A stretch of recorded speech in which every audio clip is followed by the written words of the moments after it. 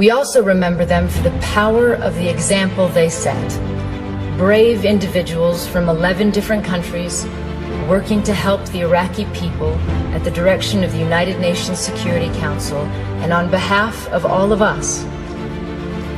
This is sometimes forgotten, that in serving under the UN flag, they died in our names, as our representatives. And at their head, Sergio was a man of extraordinary grace and ability, as many who knew him will testify.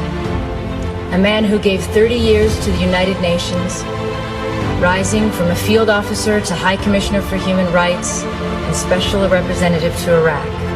From Bangladesh to Bosnia to South Sudan to East Timor, he spent the majority of his career in the field, working alongside people forced from their homes by war and assisting them with his skill as a diplomat and a negotiator. Perhaps the greatest testament to his contribution is how much his advice would be valued today.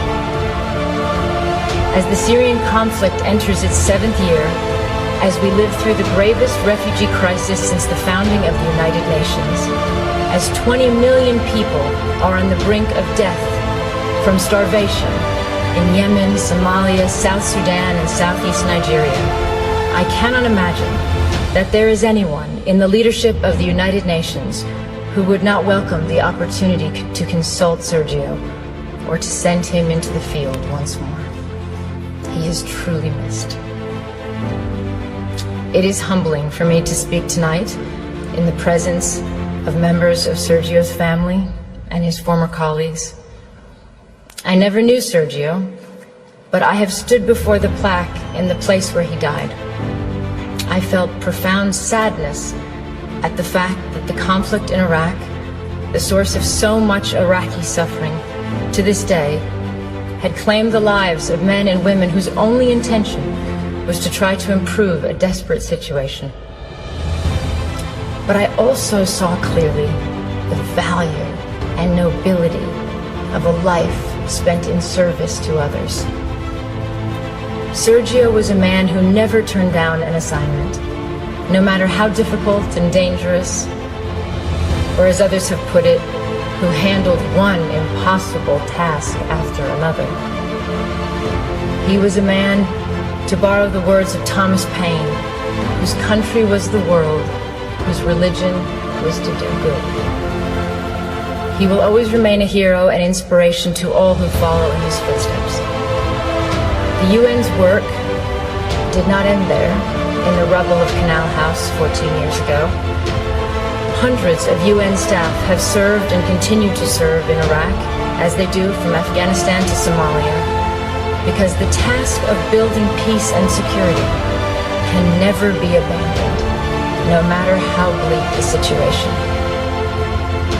My thoughts on Sergio's life and legacy derive from my 16 years with UNHCR, the agency he spent so much of his career serving and representing. But I also speak as a citizen from my country, the United States. I believe all of us who work with the UN preserve this duality. The United Nations is not a country. It is a place where we come together as nations and people to try to resolve our differences and to unite in common action. As a citizen, I find myself looking out on a global environment that seems more troubling and uncertain than any time in my lifetime.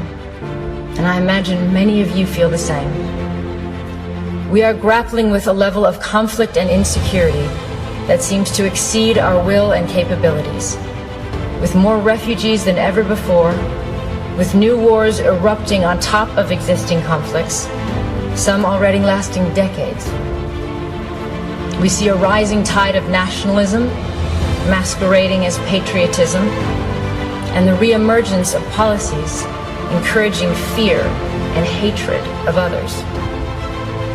We see some politicians elected partly on the basis of dismissing international institutions and agreements, as if our countries have not benefited from cooperation but actually been harmed by it. We hear some leaders talking as if some of our proudest achievements are in fact our biggest liabilities. Whether it is the tradition of successfully integrating refugees into our societies, or the institutions and treaties we've built rooted in law and human rights. We see nations that played a role, a proud role, in the founding of the International Criminal Court, withdrawing from it on the one hand, and on the other, we see arrest warrants for alleged war crimes issued but not implemented, and other crimes ignored altogether. We see a country like South Sudan, ushered by the international community into independence, and then largely abandoned, not by the UN agencies and NGOs, but effectively abandoned diplomacy and negotiation and reform of the UN. This is not to say that in any way this is an easy road, and there are reasons for people to feel insecure today. The level of conflict and lack of solutions combined with the fear of terrorism, the reality that globalization has brought vast benefits to some and worsened the lot for others, the sense of disconnect between citizens and governments, or in some countries the lack of governance, the overall feeling that for all our gains in technology and connectedness, the less we are in control of forces shaping our lives. All these factors and more have contributed to a sense of a world out of balance. And there are no easy answers. And despite the millions of people who have lifted themselves out of poverty in our lifetime, the difference between the lives of those of us born in wealthy, democratic societies and those born into slums and refugee camps in the world is a profound injustice. We see it, and we know it's wrong at a simple human level. That inequality is contributing to instability, conflict, and migration, as well as to the sense that the international system serves the few at the expense of the many. But again, what is our answer as citizens? Do we withdraw from the world where before we felt a responsibility to be part of the solutions? I am a proud American, and I am an internationalist. I believe anyone committed to human rights is. It means seeing the world with a sense of fairness and humility, and recognizing our own humanity in the struggles of others. It stems from a love of one's country, but not at the expense of others. From patriotism, but not from narrow nationalism. It includes the view that success isn't being greater than others, but finding your place in a world where others succeed too. And that a strong nation, like a strong person, helps others to rise up and be independent. It is the spirit that made possible the creation of the UN. Out of the rubble and ruin and 60 million dead of World War II, so that even before the task of defeating Nazism was complete, that generation of wartime leaders was forging the UN. If governments and leaders are not keeping the flame of internationalism alive, then as citizens, we must. The challenge is how to restore that sense of balance and hopefulness in our countries, while not sacrificing all we have learned about the value and necessity of internationalism. Because a world in which we turn our back on our global responsibilities will be a world that produces greater insecurity, violence, and danger for us and for our children. This is not a clash between idealism and realism. It is the recognition that there is no shortcut to peace and security, no substitute for the long, painstaking effort to end conflicts, expand human rights, and strengthen the rule of law. We have to challenge the idea that the strongest leaders are those willing to dismiss human rights on the grounds of national interests. The strongest leaders are those who are capable of doing both. Having strong values and the will to act upon them doesn't weaken our borders or our militaries. It is their essential foundation. And none of this is to say that the UN is perfect, because of course we know it is not. I have never met a field officer who has not railed against the shortcomings, as I imagined Sergio did in his darkest moments. And he, like all of us, wanted a UN that was more decisive, less bureaucratic, and that lived up to its standards. But he never said it was pointless, and he never threw in the towel. The UN is an imperfect organization because we are imperfect. It is not separate from us.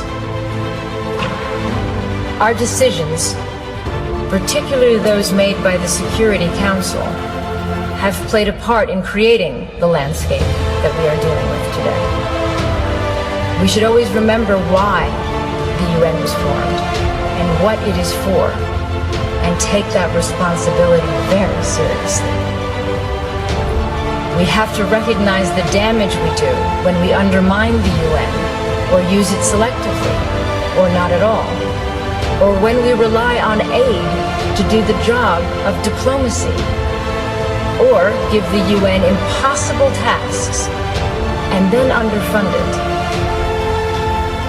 For example, today, there is not a single humanitarian appeal anywhere in the world that is funded even by half of what is required.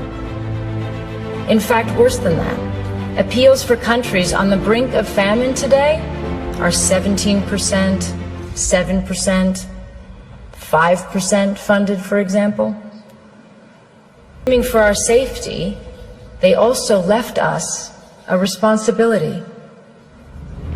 President Roosevelt, addressing the U.S. Congress in January 1945, 6 months before the end of war, there is a stronger need than ever before for us to stay true to the ideals and purposes of the United Nations. That is what I hope his memory holds for us today. We cannot all be Sergios, but I hope all of us can determine that we shall be a generation that renews its commitment to unite our strength to maintain international peace and security, and to promote social progress and better standards of life and larger freedom.